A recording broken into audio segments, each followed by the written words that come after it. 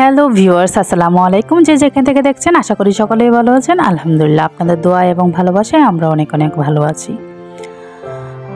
তো আজকে আপনাদের সাথে শেয়ার করতে চলেছি বরবটি দিয়ে ছোট চিংড়ি মাছের রেসিপি। এই রেসিপিটা আমাদের অনেকেরই পছন্দ, আবার অনেকেরই না পছন্দ। খেতে অনেকেরই ভালো লাগে না, কেমন যেন পানসে পানসে মনে হয়। তো আশা করি আমি যেভাবে রেসিপিটা আপনাদের সাথে শেয়ার করব ওই রকমভাবে রান্না করবেন এবং খেতে দুর্দান্ত লাগবে। আপনাদের মুখের পানসা ভাব, যে ফিলিংসটা, যে বরবটি খেলে পানসা পানসা লাগে, সেটা আর থাকবে না। তো তার জন্য আমি এখানে বরবটি ধুয়ে কেটে নিয়েছি, পরিষ্কার করে দেখতে পাচ্ছেন খুব সুন্দরভাবে পরিষ্কার করে কেটে নিয়েছি। এখন সেটা আমি রান্না করব। রান্না করার জন্য আমি চলে যাব চুলার মধ্যে। চুলায় বসিয়ে দেব একটা প্যান, আর প্যানটা গরম হওয়ার পর আমি দিয়ে দেব পরিমাণ মতো তেল। রান্নার সাদা তেল ইউজ করতেছি। আপনারা যেই রান্না করার জন্য যেই তেলটা ইউজ করেন ওই তেলটা ইউজ করবেন। আর তেলটা গরম হয়ে গেছে, এখন আমি দিয়ে দিব বড় একটা পেঁয়াজ কুচি। পেঁয়াজ কুচিটা হালকা ব্রাউন করে একটু নেড়ে ছেড়ে ব্রাউন করে ভেজে নেব। পেঁয়াজ দেওয়ার সাথে সাথে আপনারা তরকারি দেবেন না, এটা একটা টিপস। পেঁয়াজটা হালকা ব্রাউন করে ভাজার পর তরকারি দিবেন, তরকারি স্মেলটা, ফ্লেভারটা অনেক ভালো আসে। তো যাই হোক, আমার পেঁয়াজটা ব্রাউন করে ভাজা শেষ। এখন আমি উপর থেকে দিয়ে দিব আগে থেকে কেটে ধুয়ে রাখা বরবটিগুলো।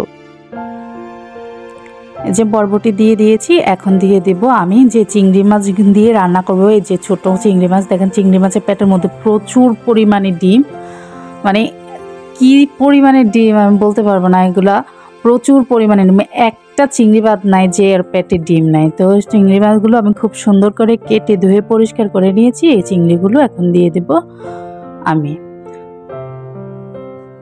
আর চিংড়ি দেওয়ার আগে দিচ্ছি মসুর ডাল। মসুর ডাল দিয়ে তারপর আমি দিয়ে দিব চিংড়ি মাছগুলো। আপনারা চাইলে আগে চিংড়ি দিতে পারেন, পরে মসুর ডাল দিতে পারেন, এটা যার যার চয়েস। তো এখন আমি দিয়ে দিব 1 চামচ হলুদ গুঁড়ো। আমি 1 চা চামচ দিয়ে মেপে দিচ্ছি। আর দিয়ে দিব 1 চা চামচ মরিচ গুঁড়ো। আমরা যে যেমন ঝাল পছন্দ করি ওই রকম ঝাল অ্যাড করব। আর দিয়ে দিচ্ছি স্বাদ মতো লবণ। এখন দিয়ে দিব আদা রসুন পেঁয়াজ, আমি একসাথে বেটে নিয়েছি। আদা রসুন পেঁয়াজ বাটা দিয়ে দিলাম।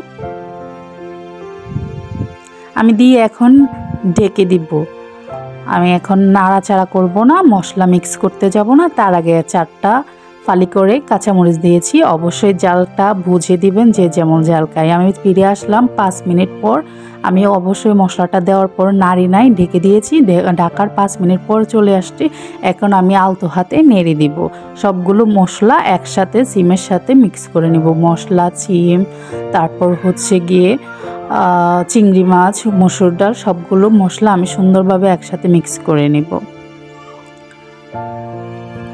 মিক্স করার পর আমি আবারও ঢেকে দিব। তার মাঝে বলে রাখি, যারা আমার ভিডিওগুলো দেখেন, আমার ভিডিওটা সব সময় ফলো করেন, অবশ্যই তাদেরকে ধন্যবাদ। আমার ফ্রেন্ডদেরকে আমি অসংখ্য ধন্যবাদ জানাই। আর যারা আমার পেজ এবং চ্যানেলের নতুন, অবশ্যই রিকোয়েস্ট রইল, পেজ হলে ফলো দিবেন আর সাবস্ক্রাইব করবেন ইউটিউবে। তো যাই হোক, আমি ঢাকা দেওয়ার পর আবারও 5 মিনিট পরে চলে আসলাম। দেখেন খুব সুন্দরভাবে আমি মশলাটা কষিয়ে নিচ্ছি। সিমগুলো আর মশলাটা একসাথে কষিয়ে নিলাম, একটু পানি নেই। এখন আমি পরিমাণ মতো পানি দিয়ে দিব। পানিটা অবশ্যই আমি গরম করে নিয়েছি। গরম পানি দেওয়ার চেষ্টা করবেন, আর যদি সম্ভব না হয় তাহলে আর কি করার, ঠান্ডা পানি দিয়ে দিবেন। তো পরিমাণ মতো দিব, আমি তেমন একটা বেশি দিব না, দেখেই বুঝতে পারতেছেন। আর কথা বলার সাথে সাথেই দেখতে পাচ্ছেন যেহেতু গরম পানি, তাই সময় বেশি নেয় না, বলক চলে আসছে। তা আবারও একটু হালকা আলতো হাতে নেড়ে ছেড়ে আমি ঢেকে দিব। এভাবে 5 মিনিট পর পর ঢাকনা উঠিয়ে আবারও আলতো হাতে নেড়ে ছেড়ে নেবেন, যতক্ষণ না পর্যন্ত আপনার সিমটাও বরবটিটা সিদ্ধ না হয়। এই জিনিসটাকে আমরা অনেকেই সিম বলি, অনেকেই বরবটি বলি। আসলে বইয়ের ভাষা বরবটি, কিন্তু অনেকেই আমরা সিম বলি। যতক্ষণ না পর্যন্ত আপনার মাছ এবং বরবটি, তারপর আপনার মসুর ডাল সিদ্ধ না হয়, ততক্ষণ পর্যন্ত আলতো হাতে নেড়ে চেড়ে রান্না করে নেবেন। তো এই যে আমার রান্না 5 মিনিট 10 মিনিটতেই আমার রান্না একেবারে কমপ্লিট। মাশাআল্লাহ, কতটা সুন্দর ফ্লেভার আসছে। মানে বলে বোঝাতে পারবো না, অনেকটা সুন্দর কালার আসছে। মোবাইলে আসলে ভিডিওতে তেমন একটা ভালো আসতেছে না মনে হয়, আমার সামনাসামনি এতটা সুন্দর আসতেছে।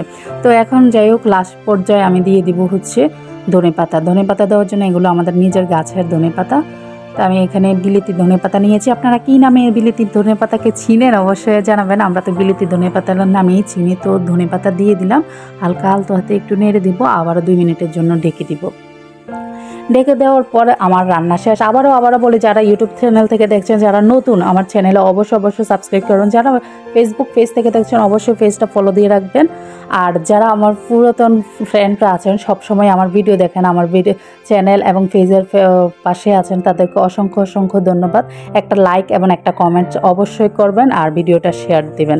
এই যে আমার রান্না কমপ্লিট, খুব সুন্দর করে বলক চলে আসছে। ধনেপাতা দেওয়ার পর তো কি যে একটা স্মেল আসছে। অবশ্যই সবাই আমার রান্না সিস্টেমটা ফলো করবেন, তাহলে আপনাদের মুখে পেকাশি লাগবে না, পানসা লাগবে না। এই যে আমার রান্নার ফাইনাল লুক, রান্না করা শেষ, এখন পরিবেশন করে নিলাম।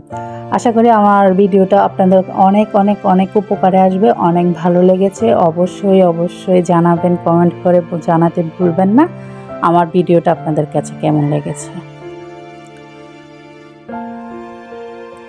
আবারও রিকোয়েস্ট রইল, যারা নতুন অবশ্যই চ্যানেলে সাবস্ক্রাইব এবং পেজে ফলো দিয়ে রাখবেন। আর অবশ্যই ইউটিউব চ্যানেলে সাবস্ক্রাইব করার পর অল বাটনে ক্লিক করে রাখবেন, যেহেতু আমার ভিডিও ছাড়ার সাথে আপনাদের সামনে আমার ভিডিওটা চলে যায়। তো আজকের জন্য এখানেই বিদায় নিচ্ছি। দেখা হচ্ছে পরের কোনো ভিডিওতে। সে পর্যন্ত সকলে ভালো থাকবেন, সুস্থ থাকবেন, সেই কামনাই করি। আল্লাহ হাফেজ।